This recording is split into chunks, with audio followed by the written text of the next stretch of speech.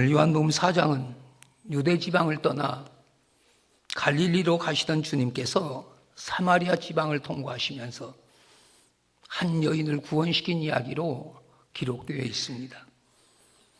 예수님의 사마리아인 전도는 모든 전도의 효시일 뿐 아니라 가장 모범적인 전도의 모형이 되고 있습니다. 예수님께서 사마리아인을 전도하시는 데는 나름대로의 민족적인 어려운 장벽이 있었습니다.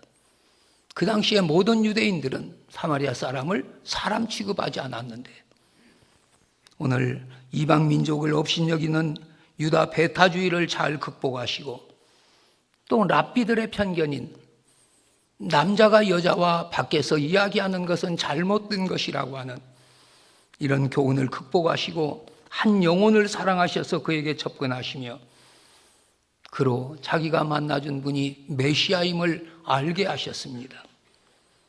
그리고 그로 하여금 또 다른 사람에게 복음을 전하게 하시는 사건 속에서 우린 몇 가지 신앙적인 교훈과 은혜를 나눕니다. 그리고 오늘 내 신앙이 점검되시기를 바랍니다. 사마리아 여인은 자신의 영적인 필요를 하시며 자신의 과거를 낱낱이 하시는 주님을 만났습니다.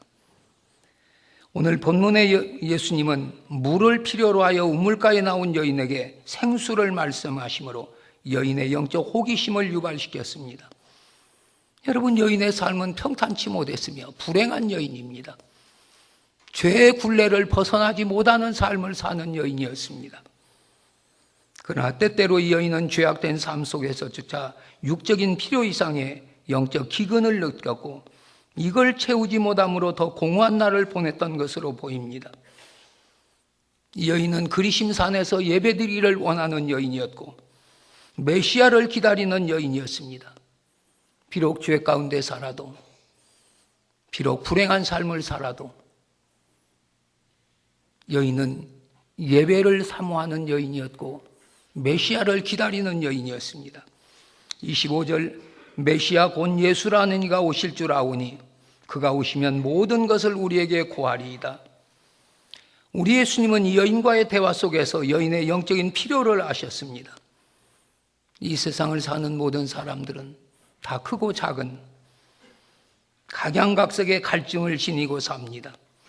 특별히 생존 경쟁이 치열한 현대를 살아가는 사람들은 끊임없이 자신과 타인의 삶을 비교하면서 상대적 목마름에 시달리기도 합니다. 그래서 현대인을 가장 불행하게 하는 건 상대적 빈곤과 비교의식이라고 합니다. 중요한 것은 신학자 하비콕스가 지적한 대로 현대인은 익명성에 익숙해 가고 있다는 것입니다. 자기 정체를 숨기려고 하고 자기 정체를 드러내지 않으려고 하는 것이 오늘 현대인들의 모습이라고 합니다. 누군가 나의 과거를 속속들이 알고 있다든지 그것을 밝히면 기분 좋을 턱은 없습니다. 솔직히 말하면 사마리아 여인만 그런 과거가 있는 것은 아닙니다. 사람에게는 누구에게나 과거는 있습니다. 그리고 남의 과거를 빌미 삼아 그를 가슴 아프게 한다든지 괴롭히는 것은 좋은 태도가 아닙니다. 그런데 우리 주님은 여인의 부끄러운 과거를 아시고 들추어내셨습니다.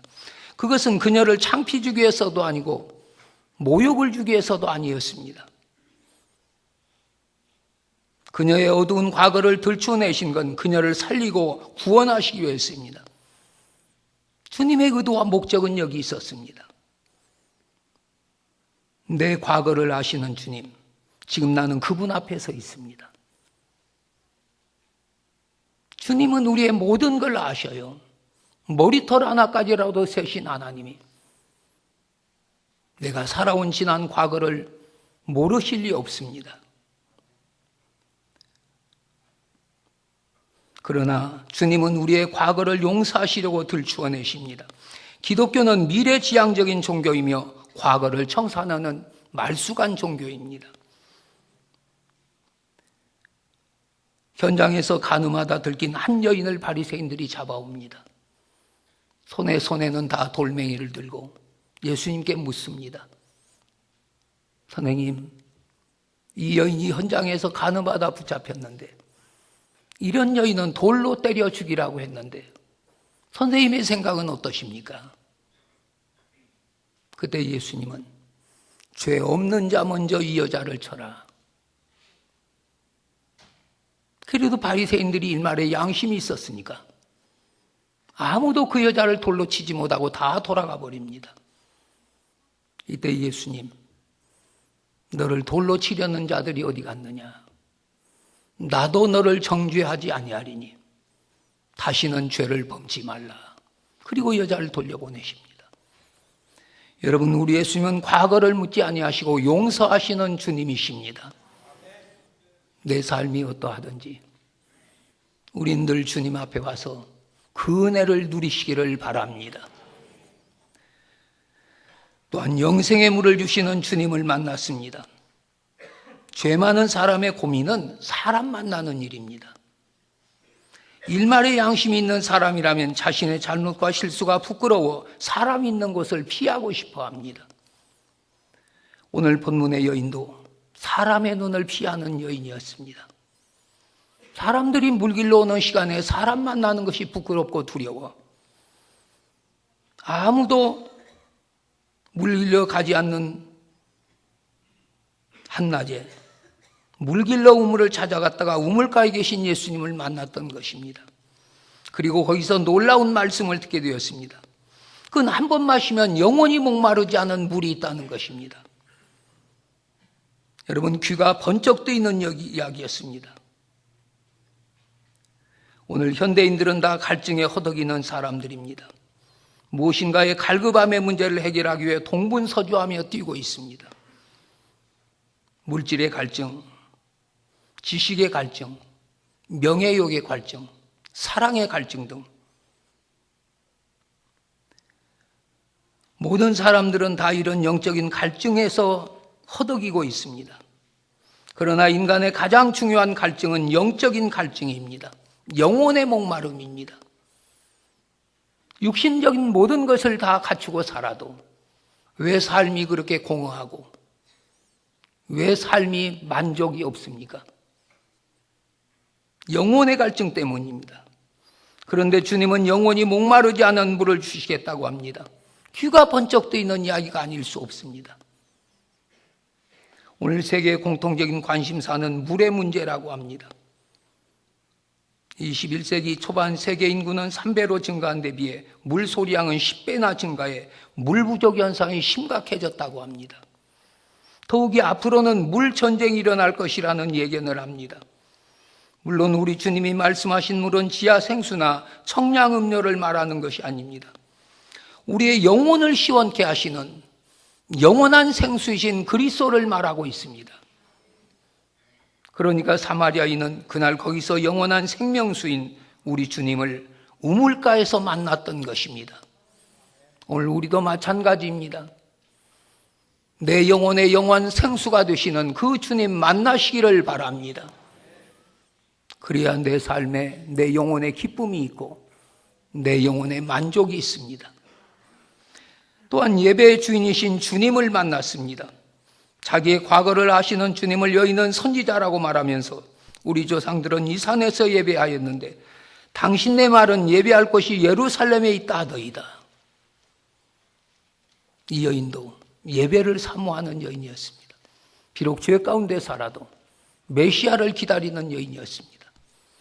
예수님은 이 여인에게 이 산에서도 말고 예루살렘에서도 말고 너희가 아버지께 예배할 때가 오리니 아버지께 참으로 예배하는 자들은 영과 진리로 예배할지니라.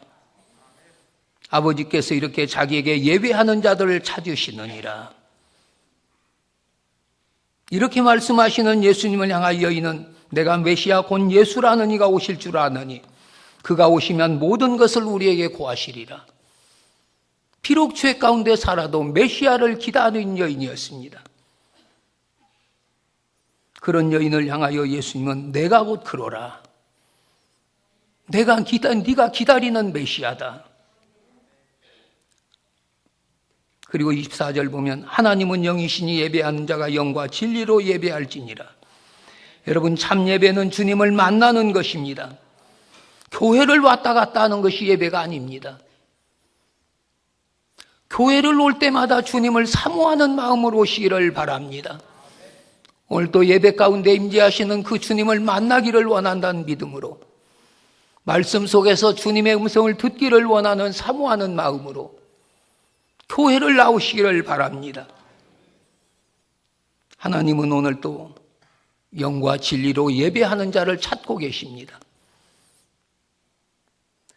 우리가 진정한 예배자로 거듭나기 위해서는 꼭 회복해야 할 것들이 있습니다. 우리가 올바른 예배자가 되기 위해서는 내가 하나님의 자녀라는 정체성을 회복하시기를 바랍니다. 나는 하나님의 자녀고 하나님은 우리 아버지시고, 여러분, 이보다 더 좋은 관계가 어디가 있습니까? 우리가 이 땅에 발을 딛고 살아가지만, 힘들고 어려운 인생길을 걸어가지만 나는 하나님의 자녀라는 긍지를 가지고 살아가시기를 바랍니다. 그렇게 살아가야 인생을 살아가는 지혜가 생겨납니다. 우리는 내가 하나님의 자녀라는 긍지도 잃어버린 채 살아가고 있지 않아요? 또한 우리가 올바른 예배자가 되기 위해서는 하나님 나라를 향한 갈망이 회복되어야 합니다. 우리의 소망이 이 땅에 있는 것이 아니라 이 땅에서의 열악하고 어려운 환경 넘어 하늘나라가 기다리고 있음을 기억하시기를 바랍니다. 우리는 하늘나라 소망을 잃어버리고 살아요.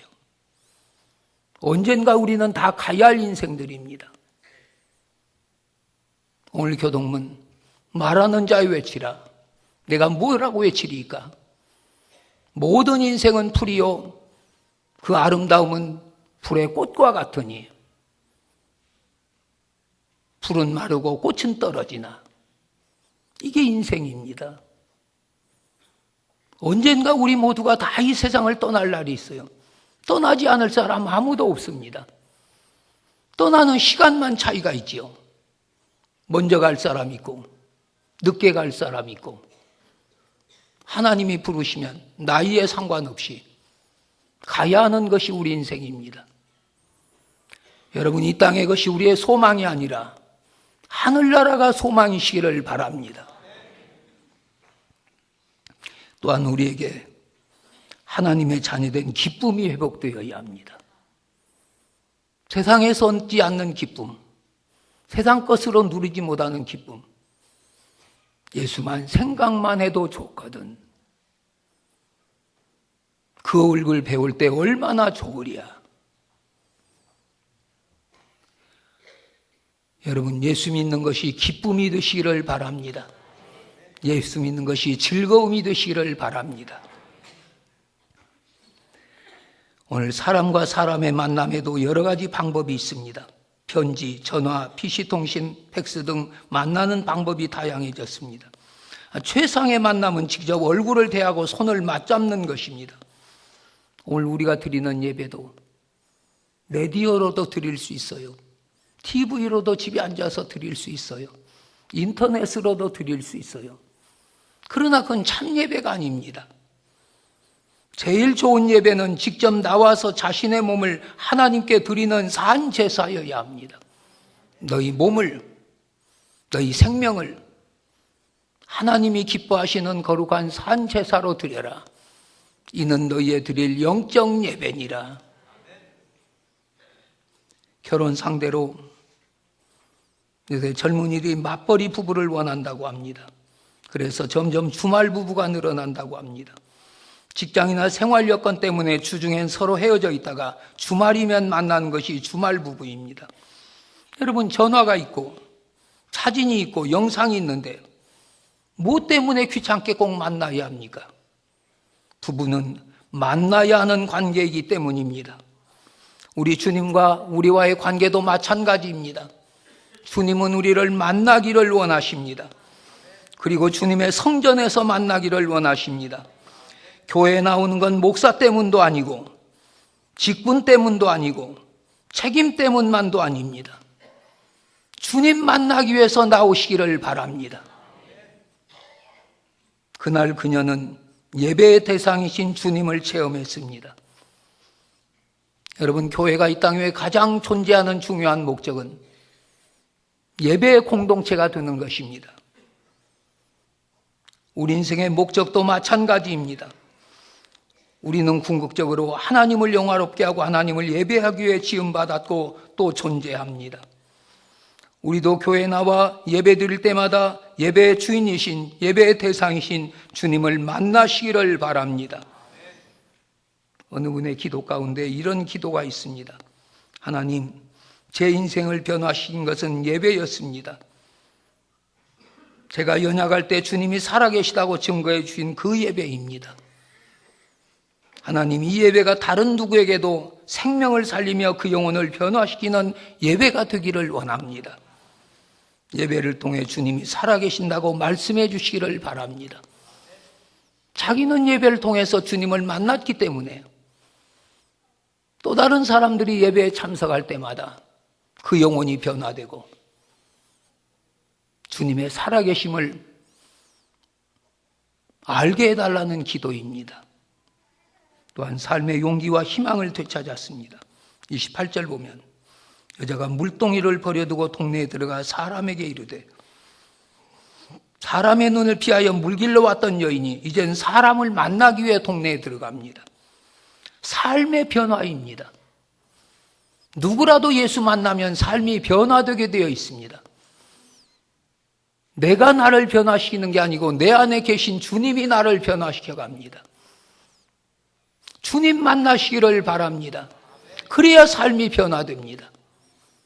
아직도 내 삶의 변화가 되지 않았다면 내 안에 주님이 안 계시기 때문입니다. 자신의 삶이 부끄러워서 사람을 피하며 살던 여인이 이제는 사람을 만나러 동네에 들어갔습니다. 어느 유행가 가수가 열창하던 노래 가사 가운데 사는 게 다 그런 거지라는 내용이 있습니다. 사는 게 다 그런 게 아닙니다. 예수님을 만나면 사는 게 다 그렇고 그렇던 사람들이 용기와 희망을 찾고 신바람 나며 기쁨의 삶을 살게 됩니다. 울고 있던 사람들이 예수님 만나면 웃음을 찾습니다. 근심하던 사람들이 예수님 만나면 평안을 찾습니다. 슬픔에 빠진 사람이 예수 만나면 기쁨을 찾습니다. 절망에 빠진 사람이 예수 만나면 희망을 찾습니다. 오늘 본문에 나온 여인만 해도 그렇습니다. 여인은 근심에 빠진 불행한 여인이었습니다. 삶의 희망을 잃어버린 여인이었습니다. 그러나 이제 주님을 만남으로 삶의 희망을 찾았습니다. 삶의 용기를 찾았습니다. 삶의 활력을 찾았습니다. 여러분, 예수를 믿고 그분을 만나시기를 바랍니다. 만나야 내 삶의 변화가 있죠. 그래야 삶의 희망을 찾고 변화되고 거듭나고 힘을 얻는 것입니다. 본문 우리에게 중요한 교훈을 주고 있습니다. 39절 보면 예수님 만난 여인이 동네에 들어가 예수님 만난 이야기를 퍼뜨렸습니다. 그리고 이 여인 때문에 예수님 믿는 사람이 많아졌습니다. 41절 보면 예수의 말씀으로 말미암아 믿는 자가 더욱 많아. 42절은 그 여자에게 말하되 이제 우리가 믿는 건 내 말로 인함이 아니니 이는 우리가 친히 듣고 그가 참으로 세상의 구주이신 줄 알미더라. 오늘 우리가 믿는 이유도 여기 써지시기를 바랍니다. 그가 내 구주이심을 알기에. 평소 사마리아인을 아는 동네 사람들이 그녀의 변화된 태도와 용기 때문에, 그리고 그녀가 소개하고 전파하는 그 확신 때문에 예수를 믿게 되었습니다. 근데 더 중요한 건 예수님 때문에 예수 믿는 사람이 더욱 많아졌다는 사실입니다. 그래서 그들은 고백하고 있습니다. 우리가 예수를 믿는 건 내 말의 인함이 아니니 이는 우리가 친히 듣고 그가 세상의 구주이신 줄을 알기 때문이라. 우린 여기서 많은 사람들이 예수 믿게 된 동기를 두 가지를 발견합니다. 하나는 사람의 역할입니다. 39절 말씀 보면 사마리아 여인의 전도로 동네에 복음이 증거되었습니다. 자랑할 것도 내놓을 것도 불행한 한 여인의 전도로 사마리아 사람들이 예수를 믿게 된 것입니다. 그녀는 빌립 같은 전도자도 아니고 스데반 같은 순교자도 아니고 베드로 같은 능력자도 아닙니다. 그녀는 쑥스럽고 말 못할 과거를 가진 여자입니다. 그런데 그녀가 예수를 만났습니다. 거듭났습니다. 변화되었습니다. 자신의 과거를 아시고 영적인 필요를 아시는 메시아 그리스도를 만났습니다. 그리고 새로운 삶의 용기와 희망을 찾았습니다. 그리고 자기가 만난 예수를 증거했습니다. 그런데 우리는 어떻습니까? 우리가 예수님을 만났다면 왜 그녀만큼 감동도 없고 감격도 없고 복음도 없습니까? 또한 예수님의 역할입니다. 달과 별은 반세차이지 발광체가 아닙니다. 바울도 베드로도 스데반도 발광체가 아닙니다. 우리 모두는 예수님 때문에 살고 예수님 때문에 웃고 예수님 때문에 행복한 반사체들입니다. 만일 그때 사마리아 사람들이 그녀만 보고 그녀만만 믿고 예수를 믿었더라면 언젠간 실망하고 신앙을 떠났을지도 모릅니다. 오늘 우리도 마찬가지예요. 내가 예수 만나지 못하면 사람들의 말만 믿고 교회를 다니다 보면 언제 어느 때 교회를 떠날지 모릅니다. 그게 많은 사람들이 교회에 나왔다가 교회 안 나오는 이유지 않아요? 예수님 때문에 예수님을 따르시기를 바랍니다. 예수님 때문에 교회를 다니시기를 바랍니다. 예수님 때문에 직분을 감당하시기를 바랍니다. 사람 보고 세상 보면 만족도 없고 늘 실망과 좌절감만 있을 뿐입니다. 믿음의 주요 온전 계신 예수 바라보면서 신앙생활 하시기를 바랍니다. 사람들 때문에 실족하지 마시기를 바랍니다. 그가 참으로 나의 구주임을 확신하시기를 바랍니다. 오스왈드 챔버스가 이런 말을 했습니다. 믿음의 삶이란 날개를 펼쳐 저 높은 곳에 단순히 오르는 삶을 의미하진 않는다. 오히려 한 걸음씩 한 걸음씩 계속 걸으며 나아가지만 지치지 않는 삶을 말한다. 이게 우리 믿음의 삶이란 것입니다. 여러분, 우리 한 번 받은 은혜로 단숨에 내 모든 환경을 뛰어넘는 탁월한 능력을 갖는 건 아닙니다. 한 걸음 한 걸음 힘들고 어려운 인생길을 걸으면서도 하나님의 능력으로 지치지 않는 삶, 삶의 환경에 함몰되지 않는 삶, 넘어졌다가도 다시 주님 손 붙들고 벌떡 일어나는 삶, 이게 믿음의 삶입니다. 오늘 우리에게 이 믿음이 있어지시기를 바랍니다. 그리고 이 믿음 가지고 교회를 섬기시기를 바랍니다. 이 믿음 가지고 교회를 충성하고 봉사하며 전도하시기를 바랍니다. 예수님은 참으로 나의 구주이심을 알기에 내가 예수님을 믿을 수 있고 그 믿음이 있기에 우린 또 다른 사람들에게 이 복음을 전할 수 있습니다. 그가 참으로 나의 구주이신 줄 알기에 오늘 이 고백이 우리의 고백이 되시기를 바라며 그 확신으로 또 다른 사람들에게 이 예수를 전하는 하나님의 종들 되시기를 주님의 이름으로 축원합니다.